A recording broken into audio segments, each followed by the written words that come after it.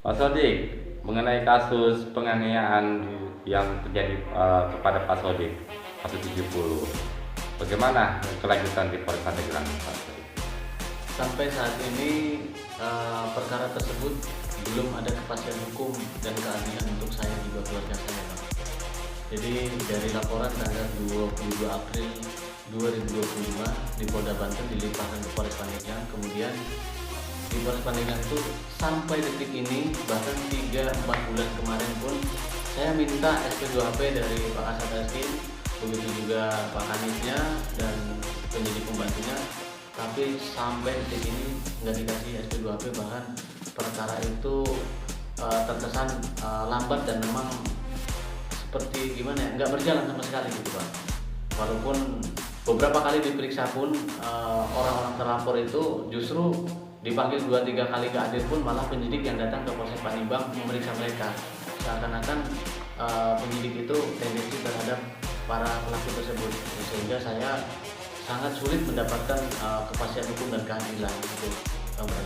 Berarti pelaku utama ini belum tertangkap? Pelaku utama belum tertangkap, ada 3 orang pelaku pengeroyokan itu ditangkap, tetapi pelaku utamanya itu masih disembunyikan oleh oknum lurah dan juga oknum BPD dan juga oknum, mungkin ada oknum pengacaranya di situ. Jadi disembunyikan agar si pelaku utama itu tidak ditangkap. Kalau dia ditangkap kan dia akan membuka, maka akan lebih dari 30 atau 50 orang yang akan menjadi tersangka dugaan percobaan pembunuhan, pengeroyokan, penyiksaan dan fitnah terhadap diri saya. Saya difitnah, saya itu dikatakan mesum, saya menduduki istri orang padahal saya sudah menikah, dan itu semua bohong. Itu tujuannya untuk menghancurkan nama baik saya.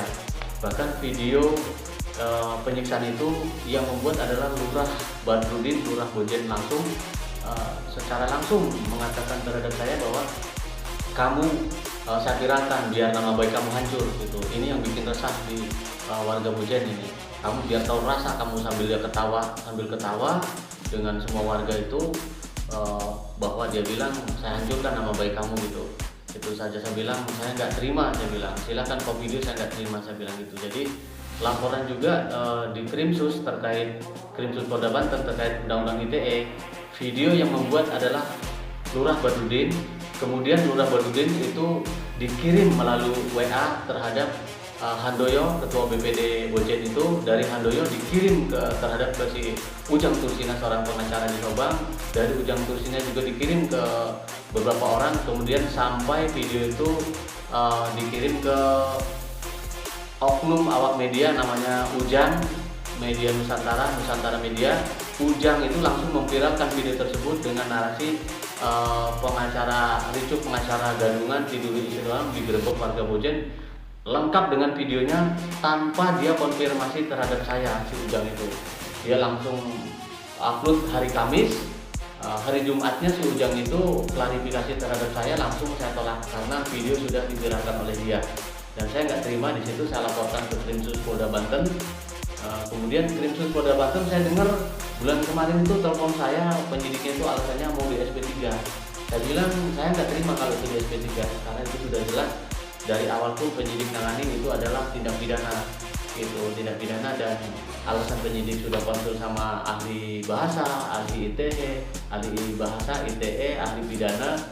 Nah itu ternyata berbohong terus gitu, Bang. Sampai saat ini juga akhirnya untuk saya mencari keadilan sebagai seorang advokat aja sangat sulit, apalagi masyarakat biasa. Izin ini surat terbuka saya untuk Bapak Presiden Republik Indonesia, Bapak Prabowo. Pak Prabowo, izin kami sebagai warga negara Indonesia minta perlindungan hukum terhadap Pak Prabowo, begitu juga terhadap Bapak Kapolri, Pak Sigit, dan juga Pak Kabar Eskrim, juga Pak Kadipropam Mabes Polri.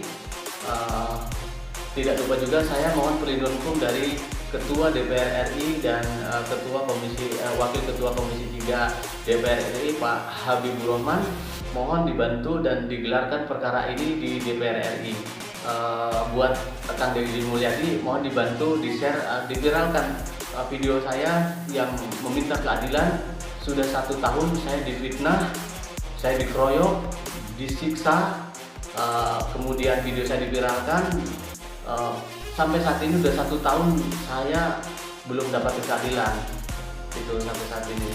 Mohon surat terbuka ini saya lakukan karena saya takut. Saya sudah membuat surat pelindungan hukum untuk Mabes Polri ya, untuk Pak Kapolri dan juga untuk Pak Kadif Propam Mabes Polri dan juga Pak Kabar Eskrim Mabes Polri, tapi saya takut untuk mengirimkan, takut surat-surat nggak dibaca gitu, itu satu.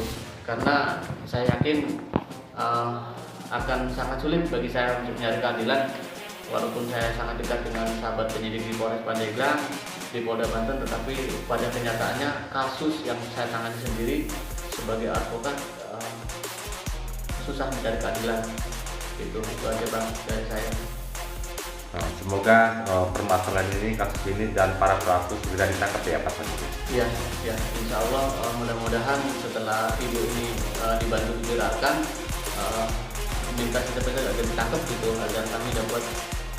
Mohon kami ingin bisa digelarkan di DPR RI perkara ini, karena perkara ini adalah perkara moral yang memang harus dibantu oleh semua aparatur, baik pemerintahan, penegak hukum, begitu juga masyarakat.